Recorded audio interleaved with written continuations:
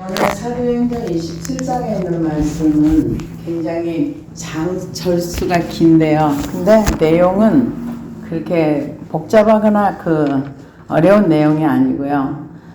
바울 선생님이 이제 그 2년의 구류 기간을 끝나고 이제 가이사에게 항소를 하니까 죄가 없다는 걸 알면서도 풀어주질 않고 계속 총독이 바뀔 때마다 물어보고 또 물어보고 그럼 똑같은 말을 또 복음을 전하고 또 전하고 반복되는 시간이 2년이라는 시간이 지나고 나서 이제 가이사에게 항소를 하니까 아까 26장 32절에 보니까 이에 아그리빠가 베스도에게 이르되 이 사람이 만일 가이사에게 상소하지 아니하였더라면 석방될 수 있을 뻔하였도다 하니라. 그러니까 상소를 하지 않았더라면은 그냥 석방돼서 무죄로 끝날 수 있는 건데 이제 바울 선생님이 가이사 황제에게 가서 재판을 받겠다 그렇게 얘기를 하니까 이제 로마로 가는 겁니다. 그래서 로마로 가는데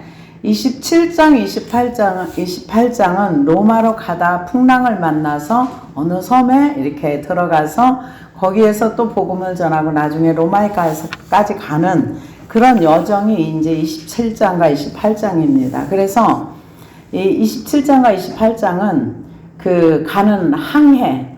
그래서 여기 나와 있는 그 항해 루트가 사실은 우리 성경 뒤편이나 아니면 지도를 보면 바울의 3차 여행, 바울의 무슨 여행하면서 이렇게 쭉 지도들이 나와 있어요. 나중에 한번 보시기를 바랍니다. 그래서 여기에 27장 1절에 보니까 사실은 바울 선생님이 로마에 가서도 내가 증거하여야 하리라. 예수님께서 이미 말씀해 주셨거든요. 그래서 바울이 가는 여정은 바울이 원함도 있지만 하나님의 뜻도 있는 것입니다. 바울이 로마에 가서 복음을 전하려고 그게 이제 그곳에서 이제 복음의 중심지가 되도록 복음을 전하려고 모든 길은 로마로 통한다고 했던 것처럼 가려고 했지만 하나님께서 또 그곳에 가서 복음을 전해야 된다. 이제 그곳에서 나의 말 예수 그리스도의 복음을 증거해야 된다는 그 내용을 바울 선생님은 이제 하나님께서 원하시는 뜻이라는 걸 알고서 이제 로마로 갑니다. 그런데 만약에 바울 선생님이 여기서 죄가 없지만 죄수의 몸으로 가는 거죠. 죄가 없는데도 죄수의 몸으로 가는데 근데 만약에 돈을 들여서 여기를 가려면 어마무시하게 돈이 많이 드는 거예요. 우리나라에서 로마를 지금 한번 간다 해도 비행기를 몇 시간, 열몇 시간을 타고 가야 되는데 여기 지금 예루살렘에서 가이사에서 로마로 가는 그 여정도 이렇게 교통편이 좋은 게 아니기 때문에 그때는 걸어서 가거나 아니면은 지금 이제 비행기가 이렇게 막 날아다니는 그게 아니니까 이제 배를 타고 가는데 이 배가 그렇게 자주 있는 것도 아니고 그래서 이제 배 타고 가는 여정이 27장의 내용입니다. 그래서 배를 타고 가다 풍랑을 만나가지고 이제 그 과정을 쭉 기록한 게 27장이에요. 그래서 여기 27장 1절에 보니까 우리가 배를 타고 여기에서 우리가 배를 타고는 우리라는 단어가 2년 만에 나온 거죠. 이제 누가와 함께 이제 가는 거죠. 2년 동안 그 가이사 감옥에 있었잖아요. 가이사라의 그 총독이 있는 관저에 이제 죄수로 있었기 때문에 같이 이제 합류를 못했습니다. 누구랑 합류를 못했냐면 사도행전을 기록한 누가. 그래서 이제 여기서 우리가 배를 타고 이제 죄수의 몸으로 갈 때 누가가 같이 동행을 했던 거예요. 여기 누가만 동행한 것이 아니라 이제 또 한 사람이 나옵니다. 그래서 여기에서 우리라는 표현을 썼을 때는 누가랑 또 여기 아리스타고라는 사람도 나오는데요. 같이 갑니다. 그래서 우리가 배를 타고 이탈리아에 가기로 작정됨에 바울과 다른 죄수 몇 사람을 아구스도 대의 백부장 율리오란 사람에게 맡기니 아시아 해변 각처로 가려 하는 아드라무떼노 배에 우리가 올라 항해할세. 마게도냐와 데살로니가 사람 아리스타고도 함께 가니라. 아리스토가는 죄인이 아니에요. 이 사람은 자유인인데 사도행전에서 그때 사도행전 19장에 보면은 바울 선생님이 복음을 전하면서 19장 28절에서 29절까지 이제 그곳에 이제 많은 사람들이 예수를 믿고 나니까 아데미 신상을 만든 사람들이 바울을 이제 막 소요를 일으키면서 바울에 대해서 나쁘게 말을 하면서 이제 그럴 때 사도행전 19장 28절에 29절 보니까 그들이 이 말을 듣고 분노가 가득하여 외쳐 이르되 크도다 에베소 사람의 아데미여 하니 온 시내가 요란하여 바울과 같이 다니는 마게도냐 사람 가이오와 아리스토가를 붙들어 일제히 연극장 안으로 들어가는지라. 그러니까 이때 이 아리스토가 굉장히 혼이 났습니다. 그런데 이분이 아리스타고가 예수를 믿기로 결정하고 바울과 동행이 된 거예요. 그러니까 같이 선교 여행을 떠난 거죠. 근데 여기까지 지금 같이 온 거예요. 그래서 아시아 해변 각처로 가려 하는 아드라무테누 배에 우리가 올라 항해할세 마게도냐와 데살로니가 사람 아리스타고도 함께 가니라. 그래서 여기 우리라는 단어가 나왔어요. 이튿날 시돈에 대니 율리오가 바울을 친절히 대하여 친구들과 가서 대접받기를 허락하니라. 시돈에도 예수 믿는 사람들이 많이 있었던 거예요. 근데 배에서 나가서 친구들을 만날 수 있도록 허락을 해줬어요. 그러면 바울 선생이 이곳에 가서 뭐를 했을 것 같아요? 이제 믿음에 똑바로 서서 이런 초대교회 때는 예수를 믿고 나면은 이 가는 데마다 유대인들이 쫓아다니면서 바울을 괴롭혔잖아요. 그러니까 예수 믿는 게 굉장히 힘들었어요. 지금 우리가 코로나 시대에도 지금 예수 믿는 게 지금 예수 믿는 게 잘못이 아닌데 사람들이 예수 믿는 사람이 뭔가 바이러스로 옮기는 것처럼 그렇게 사람들에게 세뇌를 시켜가지고 사람들이 굉장히 믿는 사람들이랑 불편해하면서 경건하게 예수를 믿는 사람들 이단 신천지처럼 이렇게 좀 불편하게 대하는 이런 모습들을 보면서 우리가 참 불편한 그런 시간을 보내고 있는데 이때는 더 했던 거예요. 예수 믿으면 굉장히 불편하고 힘든 그런 시간대를 보내고 있었습니다. 그런데 가서 이제 사람들을 만날 수 있도록 허락을 해준 겁니다. 또 거기서 우리가 떠나가다가 맞바람을 피하려 구브로 해안을 의지하고 항해하여 길리기아와 밤빌리아 바다를 건너 루기아의 무라시에 이르러 거기서 백부장이 이탈리아로 가려 하는 알렉산드의 배를 만나 우리를 오르게 하니 배를 갈아탔다는 거죠. 배를 갈아타 가지고 이제 알렉산드리아 배를 만나 우리를 오르게 하니 이제 그 배는 아마 좀 작은 배였던 것 같아요. 그래서 그 배를 이제 갈아타고 이제 로마를 수도로 하는 이탈리아 반도를 가르치는데 이달리아라는 게 이탈리아입니다.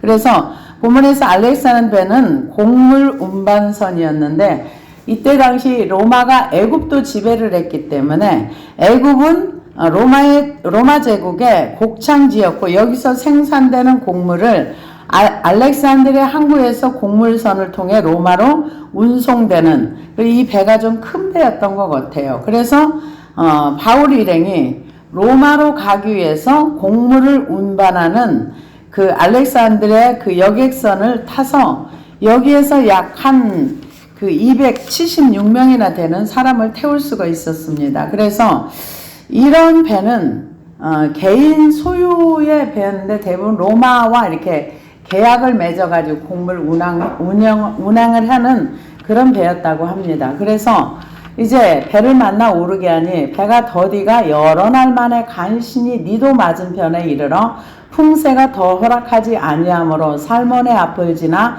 그레데 해안을 바람막이로 항해하여 간신히 그 연안을 지나 미항이라는 곳에 이르러 라세아시에서 가깝더라.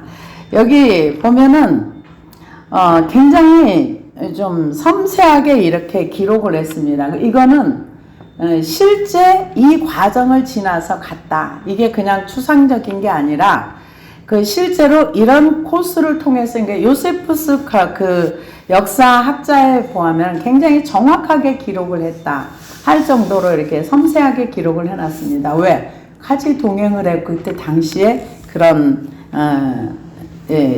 움직였기 때문에 그렇습니다. 그래서 미항이라는 말은 아름다운 항구라는 뜻인데 지금도 이것은 동일한 뜻의 이름으로 불리고 있는데요. 아름답다 이런 사실은 이 미항이라는 말이 지금도 미항이라는 단어를 쓰는데 항구의 특성인데요. 이 항구는 별로 아름답지 않았답니다. 그래서 비꼬는 말로 미항이라는 말을 썼다고 그런 식으로 불려졌다고 합니다. 그래서 이 미항은 그레테 섬의 중간쯤 위치해 있는 남해안의 자그마한 만으로서 오래도록 머물 만한 곳이 못 되나 잠시 바람을 피할 수 있는 그레테 섬의 바람막이 역할을 해주는데 완벽하게 바람을 막아준 건 아니랍니다. 그래서 미항에서 쉬어가지 않을 수 없는 그런 잠깐의 바람을 피하기 위해서 이렇게 미항에 지나간다 이렇게 얘기를 합니다. 그래서 간신히 그 연안을 지나 미항이라는 곳에 이르니 라세아시에서 가깝더라. 여러 날이 걸려 금식하는 절기가 이미 지났으므로 항해하기가 유태한지라. 바울이 그들을 권하여 말하되 여러분이여 내가 보니 이번 항해에 화물과 배만 아니라 우리 생명에도 타격과 많은 손해를 끼치리라 하되. 근데 금식하는 절기라는 것은 태양력으로 하면 9월에서 10월경인데요.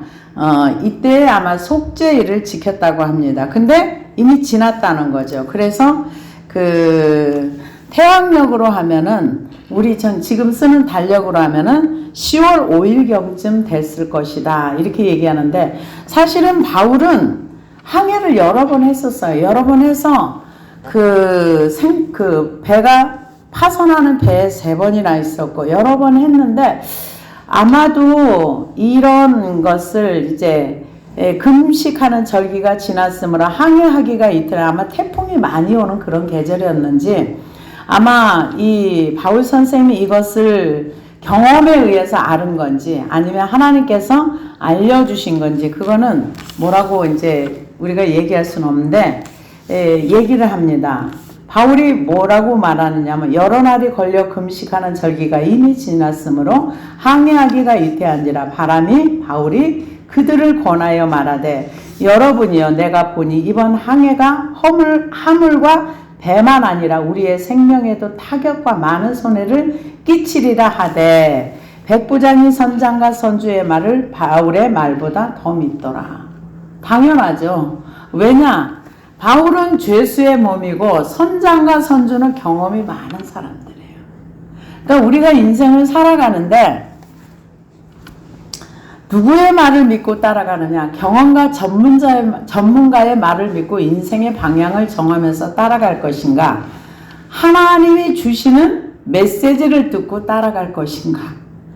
이거 우리가 고민하면서 따라가야 됩니다. 인생의 길을 걸어가는데 우리는 선택을 해야 될 때 전문가의 말을 듣고서 전문가가 시키는 대로 갈 것인가? 아니면 모든 인생의 길을 아시는 그분을 신뢰하면서 따라갈 것인가? 근데 모든 사람들이 전문가를 신뢰합니다. 전문가를 신뢰할 수도 있지만 또 신뢰해서 결과가 좋게 나온다는 보장은 없습니다. 왜? 선택은 내가 하는 거기 때문에. 근데 여기에서 선주와 선장이 뭐라고 해요? 백부장, 선장, 선주 이 사람 말을 바울의 말보다 더 믿었다 그랬어요. 왜? 전문가니까. 그래서 결정은 백부장이 한 것 같아요. 근데 선장과 선주의 말을 바울의 말보다 더 믿더라. 당연하죠. 왜? 전문가니까. 근데 우리가 인생을 항해하는 데는 때로는 전문가의 말보다는 하나님의 말씀이 우리의 가는 길을 더 잘 밝혀줄 줄로 믿습니다. 그래서 잠언에 보면은 여호와를 인정할 범사의 그를 인정하라. 그리하면 내 길을 지도하시리라. 우리가 그분을 인정한다는 거가요. 제가 기도를 하면서 보니까 이 그분을 따라가고 인정한다. 이거는 내가 인정하는지 안 하는지도 몰라요. 사실은. 내가 그분을 인정하는지 안 하는지 믿고 안 믿는지도 모르더라고요. 근데 기도를 하면서 찾아가다 보니까 아, 내가 전능하신 하나님을 믿지 않았구나. 아, 내가 그분을 신뢰하지 않았구나. 알아지더라고요. 근데 거기 알기까지는 너무 많은 시간이 걸리는 것 같아요. 내가 진짜 하나님에 대한 나의 태도와 자세가 알아지는 거는 정말 그 빛이 내게 비춰주지 않으면 나를 몰라요. 알 수가 없어요. 그래서 근데 이 백부장이 어떻게 알겠어요? 내일 일을. 근데 이 선장과 선주는 경험이 많잖아요. 그러니까 경험 많은 사람. 그 말을 믿은 거죠. 근데 인생을 살다 보면 경험자의 말도 필요할 때가 있어요. 그래서 옛날 어른들이 부모가 말리는 결혼을 하지 말아라. 그런 결과가 확실하게 그건 맞더라고요. 인생을 오랫동안 살아온 분들이 벌써 봤을 때 이건 아니야 하면은 결과적으로 보면은 아닌 게 참 맞더라고요. 예, 그래서 여기 보면은 더 믿더라. 그 항구가 겨울을 지내기에 불편함으로 좁았다는 거죠. 거기서 떠나 아모쪼록 베닉스에 가서 겨울을 지내자 하는 자가 더 많으니 베닉스는 그레데 항구라 한쪽은 서남쪽 한쪽은 서북을 향하였다나 남풍이 순하게 불매 그들이 뜻이 이룬 줄 알고 닻을 감아 그레데 해변을 끼고 항해하더니 근데 거기다 날씨까지 도와줘요. 우리가 날씨 도와주는 건 참 많죠. 환경이 도와준다는 얘기죠. 요나가 반대로 가려고 하는데 그때 마침 배가 오잖아요. 신기해요. 우리가 안 좋은 쪽으로 가려고 하면 왜 이렇게 환경이 잘 열어주는지. 환경이 열리니까 그쪽으로 아 이게 맞는 거야. 그러고 이제 갔겠죠. 그들이 뜻을 이룬 줄 알고 닻을 감아 그레데 해변을 끼고 항해하더니 얼마 안 돼요. 성 가운데로부터 유라굴로라는 강풍이 크게 일어나니 유라굴로라는 강풍이 금방 순풍이 불다가 강풍이 일어났다는 거죠. 근데 제가 이제 날씨 쪽을 좀 이렇게 많이 봐요. 그래서 날씨를 보다 보니까 그런 얘기들이 우리나라에 이제 태풍 같은 거 올 때 막 기도하잖아요. 그러면은 이런 일기예보 하는 거 참 재미있어요. 그런 일기 뭐라고 해야 하냐. 태풍이 이상하게 진로로 바꿨어요. 분명히 한국으로 와서 이렇게 해서 어마무시한 태풍이 와야 되는데 얘네들이 태풍이 눈이 달렸나 봐요. 이쪽에서 이쪽으로 갔어요. 이런 얘기를 들으면 전 굉장히 마음이 기뻐요. 왜냐하면 우리나라에 피해가 없으니까. 그런데 얼마 전에도 또 뉴스를 들어보니까 눈폭풍이 어마무시하게 와가지고 이 대한민국이랑 일본이랑 중국이 눈이 어마무시하게 온다는 거예요. 그렇게 눈이 오면은 근데 일본은 얼마까지 눈이 왔느냐? 3m까지 왔대요. 도쿄는 아니고 다른 지역이더라고요. 3m까지 사람이 묻힐 정도로 그렇게 왔답니다. 근데 금년에는 유난히 이런 이제 자연재해가 되게 많더라고요. 그래서 우리나라 이게 방송을 하시는 분이 날씨는 찬데 근데 바람은 없습니다. 그 얘기를 하더라고요. 그래서 우리가 살아가는데 정말 이 날씨 좋은 환경이 정말 중요한데 안 그래도 경제까지 어려운데 막 눈까지 막 이렇게 쌓여가지고 움직이지도 못하고 오고 가는 게 힘들면 얼마나 힘들어요. 그래서 하나님 앞에 그런 부분에 날씨 기도도 하고 이거저거 기도할 게 나랄 게 참 많더라고요. 그래서 근데 여기도 지금 광풍이 막 일어나는 거예요. 갑자기 강풍이 일어난 거예요. 배가 밀려 바람에 맞추어 갈 수 없어 가는 대로 두고 쫓겨가다가 저는 이게 그 광풍, 태풍 이거가 한 몇십 년 전에는 전혀 관심이 없었어요. 근데 해일이 일어나는 거 10m 이상 이렇게 올라가는 거 보니까 어마무시하게 무섭더라고요. 고층 빌딩 이상 이렇게 몇 층 올라가는 거 일도 없더라고요. 그래서 정말 이런 어떤 자연재해 가운데 우리가 살아남는다는 거는 정말 하나님께서 때마다 시마다 이렇게 좋은 환경과 날씨를 주셔서 우리가 숨쉬고 사는구나 이 생각을 하면서 날씨에 대해서 기도하다 보니까 좋은 날씨도 감사가 많이 나오더라고요. 근데 여기에서는 지금 이제 광풍 때문에 갑자기 이제 쫓겨갑니다. 그래서 배가 밀려 바람을 맞춰 갈 수 없는 데로 두고 쫓겨가다. 광풍이 너무 세니까 이게 거스려서 갈 수가 없는 거냐. 그냥 막 흘러가는 거죠. 가우디라는 작은 섬 아래로 지나 간신히 거루를 잡아 끌어올리고 줄을 가지고 선체를 둘러감고 스르디스의 권리가 두려워하여 연장을 내리고 그냥 쫓겨가더니 우리가 풍랑으로 심히 애쓰다가 이튿날 사공들이 짐을 바다에 풀어버리고 사흘째 되는 날에 배의 기구를 그들의 손으로 내버리니라. 여러 날 동안 해도 달도 보이지 아니하고 큰 풍랑이 그대로 있음에 구원의 여망이 없어졌더라. 이제 갑자기 어느 날 갑자기 이렇게 된 거예요. 멀쩡하게 가다가 이제 광풍이 일어나서 배가 뒤집어질 것 같으니까 기구를 다 버리고 짐도 버리고 그렇게 했는데도 좋아지지 않았다는 거죠. 배의 무게를 줄여야 할 그런 상황이었기 때문에 다 버린 거죠. 그러니까 해와 별이 보이지 않았다는 것은 풍랑이 잠잠할 기미가 보이질 않고 완전히 어두운 가운데, 그런 가운데 있었다는 거죠. 그래서 뭐 어떻게 할 수 있는, 갈 수 없는 어떤 그런 상황 가운데 들어간 거죠. 그래서 다 풀어버리고 사흘째 되는 날에 배의 기구를 그들의 손으로 내버리니라. 이제 며칠이 지났는지 그냥 그대로 있는 큰 풍랑이 그대로 있음에 구원의 여망마저 없어졌더라. 이제 모든 사람이 어디까지 갔습니까? 이제는 죽는구나. 이제는 우리가 살 수가 없구나. 이제 이런 거기까지 간 겁니다.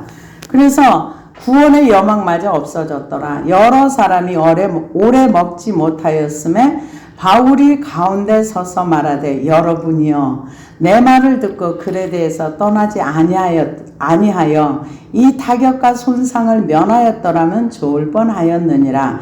내가 너희를 권하노니 이제는 안심하라. 너희 중 아무도 생명에는 아무런 손상이 없겠고 오직 배뿐이리라. 내가 속한 바 곧 내가 섬기는 하나님의 사자가 어젯밤에 내 곁에 서서 말하되. 참 하나님이 안 계시는 것처럼 풍랑이 일어나고 난리가 났는데도 위기 가운데 들어갔을 때 기도했겠죠. 바울 선생님이. 그랬는데 말씀을 해주신 거예요. 근데 하나님이 말씀하기 전에는 바울도 말 안 하고 가만히 있었어요. 거기에 그냥 있었어요. 그동안에 기도했겠죠. 그래서 이제 하나님이 말씀을 하시니까 이제 다시 얘기를 하는 거예요. 아마도 이때도 주님이 뭔가 가르쳐 주셨으니까 얘기한 건지 아니면 경험한 얘기라고는 말할 수 없을 것 같아요. 왜냐하면 여기에서 내 말을 들었더라면 이렇게 얘기하잖아요.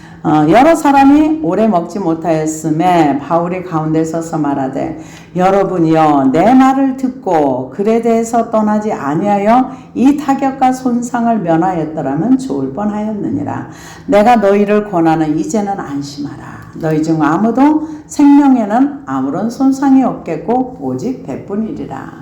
그러니까 어떤 인생의 길을 걸어갈 때 하나님께 묻고 하나님 앞에 답을 받아서 가는 인생은 손해가 없어요. 근데 분명히 가지 말라고 했는데도 바울의 말이 신뢰가 안 가니까 그랬겠죠. 바울이 어떤 사람인지 모르니까, 하나님의 사람인지 보통 사람인지 모르니까 그렇게 했겠죠. 그런데 하나님께서 얘기를 해주십니다. 내가 속한 바 곧 내가 섬기는 하나님의 사자가 어젯밤에 내 곁에 서서 말하되 바울아 두려워하지 말라. 내가 가이사 앞에 서야 하겠고 또 하나님께서 너와 함께 항해하는 자를 다 내게 주셨다 하였으니 그러므로 여러분이여 안심하라. 나는 내게 말씀하신 그대로 되리라고 하나님을 믿노라. 이 고백이 이게 안 믿는데 이걸 믿는다고 하면 정신승리하는 거죠. 믿어지지 않는데 나는 믿어. 이건 정신승리하는 거예요. 실제로 믿어지면 의심의 여지가 없습니다. 안 믿는지 믿는지는 내가 내 스스로 압니다. 그래서 아무리 내가 믿는다고 말을 해도 내 마음에서 믿어지지 않으면 그거는 의미가 없는 그냥 얘기입니다. 근데 바울 선생님 뭐라 그래? 나는 어젯밤에 이렇게 말씀하신 그 하나님이, 내가 믿는 그 하나님이 나에게 말씀하신 대로 그대로 될 줄로 믿습니다. 여러분들이요, 여러분들의 생명에는 지장이 없습니다. 근데 배는 손해를 받습니다. 이렇게 얘기를 해주는 거예요. 이 사람들은 지금 불안 속에 잡혀 있는 거죠. 이러다 죽는 거 아니야? 누가 그 얘기를 하더라고요. 어떤 얘기를 하느냐 하면은, 마지막 때가 되면은, 지금이 마지막 때인데, 그러면 마지막 때가 되면 우리는 어떻게 살아야 하는가? 사람들이 생각보다 그 고민을 되게 많이 하더라고요. 마지막 때가 되면은 어떻게 살아야 하는가? 그래서 그 어떤 분이 그런 얘기를 했다고 그러더라고요. 그게 굉장히 진리라고 생각을 하더라고요. 뭐라 그러냐? 오늘을 나의 마지막이라고 생각하고 살아라. 여러분, 그렇게 하면 마지막 때를 잘 사는 겁니까? 오늘이 나의 인생의 마지막이라고 생각하고 살아라. 그러면은 직장은 왜 갑니까? 돈은 왜 벌어요? 왜 먹어요? 오늘 마지막인데. 그렇게 얘기를 하면 그 말이 진리라고 믿더라고요. 근데 저는 만약에 그러면서 많은 사람들이 마지막 때에 어떻게 살아야 할 것인가? 지금 이 사람들은 오늘 내 생명을 누구도 내 생명을 보장을 안 해줘요. 왜? 지금 풍랑을 만나가지고 먹지를 못하고 배멀미에다가 사람들이 정신이 혼동하는데, 이 말은 거짓말이라도 믿고 싶은 말일 거예요. 왜? 너무 불안하고 두려운 상황 가운데, 근데 여러분들이요, 두려워하지 말라, 안심하라. 내가 믿는 하나님이 나에게 말씀하셨는데 여러분들의 생명에 지장이 없습니다. 하나님이 여러분들을 살려주신다고 했습니다. 이런 말을 들었을 때 그들이 얼마나 안심이 되었을까. 거짓말이라고도 누구도 이런 말 안 해주는데 근데 바울은 거짓말이 아니라 진짜 하나님이 전해준 진실을 얘기하는 거예요. 그러면서 나는 내게 말씀하신 그대로 되리라고 나는 하나님을 믿노라. 그러니까 내가 믿으니까 니들도 믿어, 그 얘기죠. 니들 안 주고 살아, 이 얘기입니다. 우리가 다른 사람이 불안해할 때 이런 말을 해줄 수 있는 사람들이 되기를 원합니다. 괜찮아, 기도해보니까 하나님이 이거는 지나가는 과정이래. 조금만 인내해봐. 그럼 하나님이 좋은 길을 열어줄 거야. 이게 그냥 위로가 아니라 진실된 하나님의 응답을 받고 말해줄 수 있는 바울과 같은 사람들이 저와 여러분이 되기를 원합니다. 사람들이 갈 바를 모르고 내일의 내 생명이 어떻게 될지 모르는 불안한 가운데 있는 사람들에게 괜찮아, 죽지 않아, 하나님 살려줄 거야. 네, 나는 그 하나님을 믿어. 이런 바울과 같은, 그런즉 우리가 반드시 한 섬에 걸리리라 하더라. 예언까지 해줘요. 근데 그냥 이렇게 끌려가는 게 아니라 한 섬에 걸린대. 기다려봐. 그런 얘기겠죠. 10나흘째 되는 날 밤에 우리가 아드리아 바다에서 이리저리 쫓겨가다가 자정쯤 되어 사공들이 어느 육지에 가까운 줄을 짐작하고 물을 재어보니 20길이 되고, 20길이 된다는 얘기는 수심이 36m였다는 뜻이고요. 다음에 잰 15길이는 수심이 27m였다는 뜻입니다. 그래서 이런 경우는 암초가 안에 많이 있을 수 있답니다. 그래서 물을 다시 재어보니 20길이 되고 조금 가다 다시 재보니 15길이라 암초에 걸릴까요? 고물로 단넷을 내리고 날이 새기를 고대하더라. 그러니까는 14일이라 그랬으니까 이게 굉장히 긴 시간인 거죠. 완전히 깜깜한 가운데 달도 별도 보이지 않는 데서 사람들이 짐을 다 버리고 불안한 가운데 먹지도 못하고 그러고 있는 상황 가운데서 안심하라. 그랬으니 이분들이 하여튼 누구의 말이라도 믿고 싶었겠죠. 그런데 이제 하나님께서 한 섬에 걸리리라 그랬는데 그대로 됩니다. 그래서 사공들이 도망하고자 하여 이 물에서 닷을 내리는 채하고 거랫배를 바다에 내려놓거늘 바울이 백부장과 군인들에게 이르되 이 사람들이 배에 있지 아니하면 너희가 구원을 얻지 못하리라 하니. 당연하죠. 이 사공들이 지네만 살라고 세월호 선장처럼 저만 도망친 거예요. 그럴 때 바울이 하나님이 알려주시는 센스가 있잖아요. 그러니까 백부장과 군인들에게 이르되 이 사람들이 배에 얘네들 나가면 안 돼. 우리 다 죽어. 그 얘기를 하는 거죠. 그래서 배에 이 사람들이 왜 배를 운전할 수 있어야 되잖아요. 근데 운전을 못하면 다 죽는 거죠. 뭐 백부장이 운전을 합니까? 뭐 바울이 운전합니까? 누가 합니까? 사공들, 전문가들이 배를 운전해야 되는데 다 도망가려고 하는 거예요. 그러니까 이제 군인들이 거루줄을 끊어 떼어 버리니라. 만약에 바울 말 안 들었으면 이 사람들은 진짜 다 죽을 수 있어요. 그 말을 듣고서 군인들이 거루줄, 이제 배를 내려놓고서 거룻배를 내려놓고 지들만 타고 도망가려고 그랬는데 이제 하지 말라 그러니까 얼른 끊어버린 거죠. 날이 새어 가매 바울이 여러 사람에게 음식 먹기를 권하여 이르되 너희가 기다리고 먹지 못하고 줄인 지가 오늘까지 열나흘인지 14일을 굶은 거예요. 굶은 데다가 공포는 얼마나 심했습니까? 얼마나 낮도 밤도 없이 그냥 캄캄한 가운데서 그런 긴 시간을 먹지도 못하고 줄인 거죠.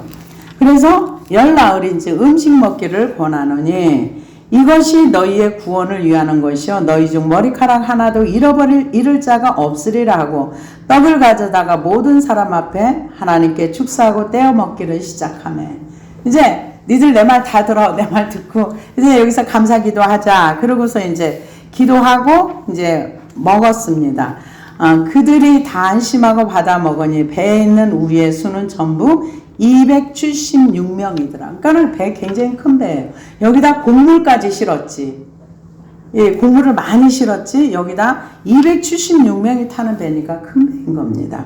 그래서 그들이 다 안심하고 받아 먹으니 배에 있는 우리의 수는 전부 276명이더라.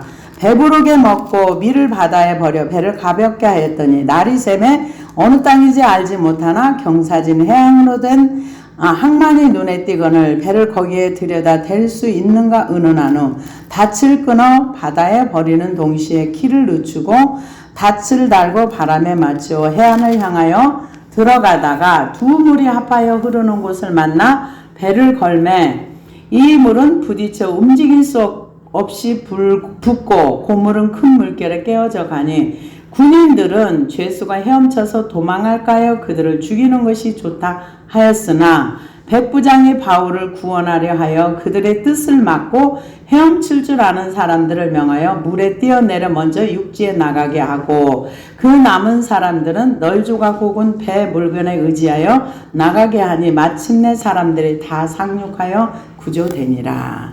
여기에 보면은 왜 군인들이 죄수가 헤엄쳐서 도망가려고 이렇게 나가는 것을 죽여버리려고. 만약에 죄수들이 도망가면 군인 그를 지키는 사람이 그 생명을 대신해야 돼요.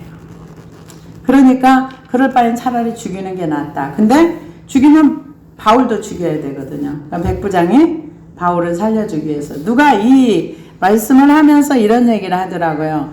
바울이 하나님 앞에 기도를 잘못해서 이렇게 고생을 한다. 깜짝 놀랐어요. 무슨 말인가 했더니 하나님 앞에 기도할 때 편안하게 로마로 가게 해주세요. 이렇게 기도했으면 이런 풍랑을 안 만나고 편안하게 갔을 건데 구체적으로 구하지 않아서 이렇게 고생을 했다. 바울이 기도를 잘못해서 그랬다. 근데 저는 그런 생각 안 합니다. 왜냐면은 주님의 말씀을 따라가는 데는 고생할 수 있어요. 힘들 수도 있습니다. 죽을 수도 있어요. 내가 편안한 것만 하나님의 뜻입니까? 내가 순풍에 돛단 듯이 인생에 잘 풀리는 것만 하나님의 뜻입니까? 말씀을 따라가다 보면은 풍랑도 만날 수 있고 이 어려움도 당할 수 있는 거죠. 가다 보면 질병도 만날 수 있고 여러 가지 우리가 원하지 않는 환경들이 우리 앞에 펼쳐질 수 있습니다. 그러나 그런 환경 가운데서 하나님의 돌보심이 있다는 거죠. 지금 이 장소에 주님이 함께 하셨다는 거예요. 배를 타고 가는데도 왜? 그래서 바울이 그런 상황 가운데 있을 때 기도하니까 하나님께서 알려주시잖아요. 괜찮아. 너 죽지 않아. 로마까지 갈 거야. 힘든 과정은 있어도 하나님의 뜻은 이루어집니다. 사람들을 뭐든지 기도하면 그냥 편안하게 아무 과정도 없이 우리가 하나님을 배우는 것은 몸으로 배웁니다. 몸으로 배우는데 말씀을 몸으로 배워요. 몸으로 순종하고 말로만 순종하고 입으로만 순종하는 것이 아니라 손과 발로 순종하고 몸으로 말씀을 배웁니다. 그래서 나중에 하나님 앞에 섰을 때 그 몸으로 행한 것을 하나님께서 심판한다 그랬어요. 어떻게 살아왔는가, 어떤 행동을 했는가 굉장히 중요합니다. 그래서 이 바울 선생님 가는 길에는 고생은 하지만 주님이 함께하는 삶입니다. 함께하는 삶. 어떤 상황 가운데서도 주님이 그와 함께하면서 어려움이 있을 때마다 괜찮아, 갈 수 있어. 그런 하나님과 함께하는 여기에 바울만 있었던 건 아니죠. 누가도 있었고 아리스다고도 있었고 그리고 제수들도 있었고. 그래서 나중에 이제 28장에 보면은 이제 어떤 섬에 들어가서 거기에서도 또 전도합니다. 거기에서도 예수를 전하고 나중에 로마로 갑니다. 그러면서 사도행전이 마칩니다. 이 사도행전 안에서 서신서가 13편이 쓰여졌고 하나님의 성령의 역사로 말미암아 복음이 그렇게 전달되어서 여기 우리 대한민국까지 오게 되었습니다.